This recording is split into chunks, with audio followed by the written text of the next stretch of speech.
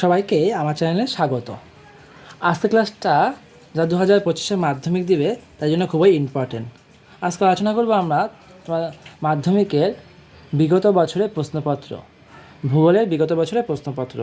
এর আগের ক্লাসগুলোতে আমি বিগত বছর ভূগোলের জিওগ্রাফির 17, 18, 19, 20 এবং 22 নম্বর স্কুল আলোচনা করেছিলাম। 22 নম্বর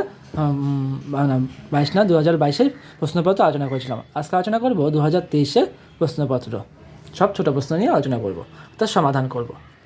তাই দেখে নাও আজকের ভিডিওটা। তাহলে আমি বলে রাখছি, যদি কেউ নতুন হয়ে থাকো তো অবশ্যই আমার চ্যানেলটা সাবস্ক্রাইব করে নেবে। দেখিনি তোমাদের প্রথমে দেখো 14টা এমসিকিউ, আর 14টা এমসিকিউ করতে হয়। 14টা এমসিকিউ তোমাদেরকে অ্যান্সার করতে হয় 14টা। চলো শুরু করছি তাহলে আজকের ভিডিওটা। দেখো প্রথমে রয়েছে 1 নম্বর কোশ্চেন, যে প্রক্রিয়ায় অসমতল বন্ধুভূমি অপসারিত হয়ে সমতল বা প্রায় সমতলে পরিণত হয় তাকে বলা হয় পর্যায়ন।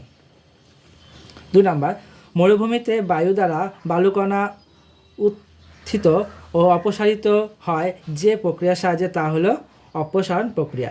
3 নম্বর, সমুদ্রপৃষ্ঠের বায়ুর গড় চাপ হলো 1013.2 মিলিবার। 4 নম্বর, নিরক্ষীয় জলবায়ু অঞ্চলে বৃষ্টিপাত ঘটে সারা বছর ব্যাপী। এল নিনোর প্রভাব দেখা যায় প্রশান্ত মহাসাগরে। 6 নম্বর, কোনো স্থানে মুখ্য জোয়ার ও গৌণ জোয়ারের মধ্যে সময় পার্থক্য হলো 12 ঘন্টা 26 মিনিট। তারপরে রয়েছে বিষাক্ত বর্জ্য পদার্থটি হলো পারদ। 8 নম্বর, বর্তমান ভারতের অঙ্গরাজ্যের সংখ্যা হলো 28টি। তারপরে রয়েছে ভারতের সর্বোচ্চ মালভূমি হলো লাদাখ মালভূমি। তারপরে রয়েছে গঙ্গা নদীর সঙ্গে যমুনা নদীর সঙ্গম নিম্নলিখিত স্থানে হয়েছে, এলাহাবাদে হয়েছে। তারপরে হচ্ছে 11 নম্বর, পশ্চিমী ঝঞ্ঝার প্রভাবে বৃষ্টিপাত সংঘটিত হয় যে অঞ্চলে তা হলো জম্মু ও কাশ্মীরে। ভারতের কফি উৎপাদনের প্রথম স্থানাধিকারী রাজ্যটি হলো কর্ণাটক। এবার দেখিনি 13 নম্বর। দেখো 13 নম্বর রয়েছে ভারতের বেসরকারি উদ্যোগের বৃহত্তম লৌহ ইস্পাত কারখানা হলো টাটা আয়রন ও স্টিল প্ল্যান্ট।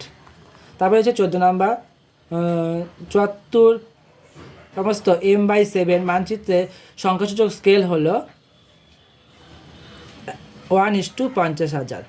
এবার দেখে নিই আমরা বিভাগ ক্ষয়ের প্রশ্নোত্তরগুলো। বিভাগ ক্ষয় রয়েছে শুদ্ধ অশুদ্ধ, শুদ্ধ অশুদ্ধ লিখো। শুদ্ধ হলে সু এবং অশুদ্ধ হলে সুলেখো, অশুদ্ধ হলে অ, শুদ্ধ হলে সুলেখো। প্রথমে রয়েছে 2-এর 1 নম্বর, মেরু অঞ্চলে হিমরেখার উচ্চতা 0 মিটার, এটা হলো শুদ্ধ, সু। তারপরে আন্টার্কটিকা অঞ্চলে ওজন গহ্বর দেখা যায়, এটাও শুদ্ধ।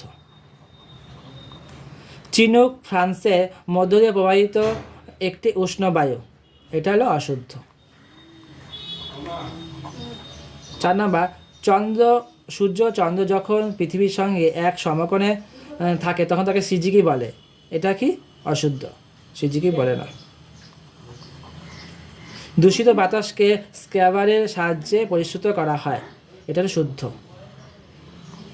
ভারতের বৃষ্টির জল সংরক্ষণে আগ্রহী রাজ্য হলো কেরল, এটা অশুদ্ধ।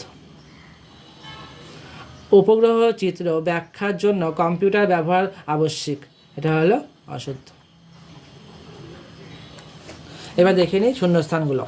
শূন্যস্থানে কী রয়েছে দেখো। প্রথমে, ফানেল আকৃতি চওড়া নদীর মোহনাকে ড্যাশ বলে, মোহনাকে বলে খাড়ি, চন্দ্রবিন্দু হবে খাড়ি। বালির দ্বারা গঠিত মরুভূমি সাহারা ড্যাশ নামে পরিচিত, সাহারা হলো আর্ক নামে পরিচিত, আর্ক সারিয়া গয়ডে। তারপরে বায়ু প্রবাহের গতিবেগ নির্ণয় করা হয় ড্যাশ যন্ত্রের সাহায্যে, হলো অ্যানিমোমিটার, অ্যানিমোমিটার।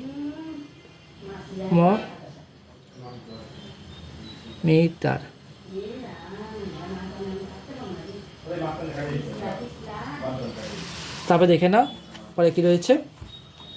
ড্যাশ স্রোতে সমুদ্রতলের উপরিভাগ দিয়ে প্রবাহিত হয়, ড্যাশ স্রোত সমুদ্রতলের উপরিভাগ দিয়ে প্রবাহিত হয়, এটা হলো উষ্ণ স্রোত। উষ্ণ স্রোত।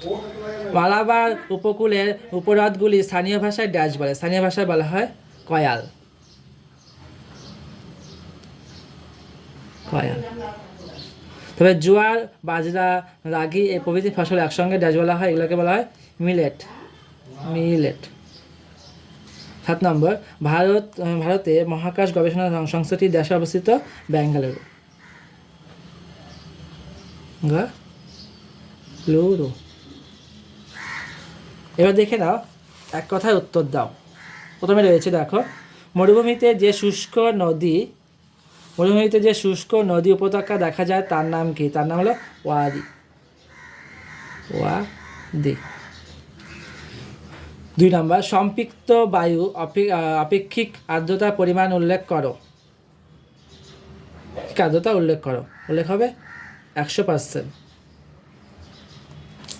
একটি পৃথিবী বিখ্যাত সামুদ্রিক মগ্নচড়ার নাম লেখো। হয়ে যাবে এটা গ্র্যান্ড ব্যাংক। গজফলা আকার নয়, এটা গ্র্যান্ড ব্যাংক। গজফলা আকার 1900 ক ব্যাংক, এটা ক। তারপর একটি জৈব ভঙ্গুর বজ্রের উদাহরণ দাও। জৈব ভঙ্গুর হয়ে যাবে সবজির খোসা। সবজির খোসা। তারপরে গাঙ্গেয় সমভূমি নবীন পলিমাটিকে কি বলে? পলিমাটিকে বলা হয় খাদার। খাদার। তারপরে বলছে, ভারতে কোন রাজ্য চা উৎপাদনের জন্য প্রথম স্থান অধিকার করেছে? অসম।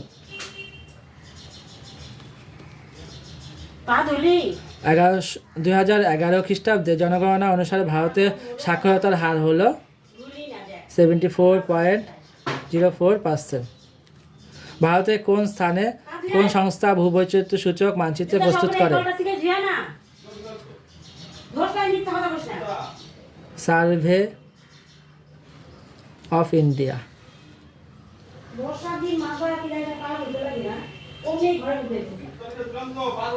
এবার দেখো মিনাটা দেখে না, মিলানো রয়েছে। কালবৈশাখী হয়ে যাবে পশ্চিমবঙ্গ। কালবৈশাখী হয়ে যাবে পশ্চিমবঙ্গ, এটা 1 নম্বর। আরাবল্লী পর্বত কোথায় হয়ে যাবে? রাজস্থান, এটা 2 নম্বর। সিলিকন ভ্যালি বলা হয়, এটা হবে বেঙ্গালুরুকে, 3 নম্বর। আর ইক্ষু গবেষণা কেন্দ্র লখনৌ, এটা 4 নম্বর। আজকের ভিডিওটা এই পর্যন্ত। ভালো অবশ্যই কমেন্ট, শেয়ার এবং লাইক করতে ভুলবে না।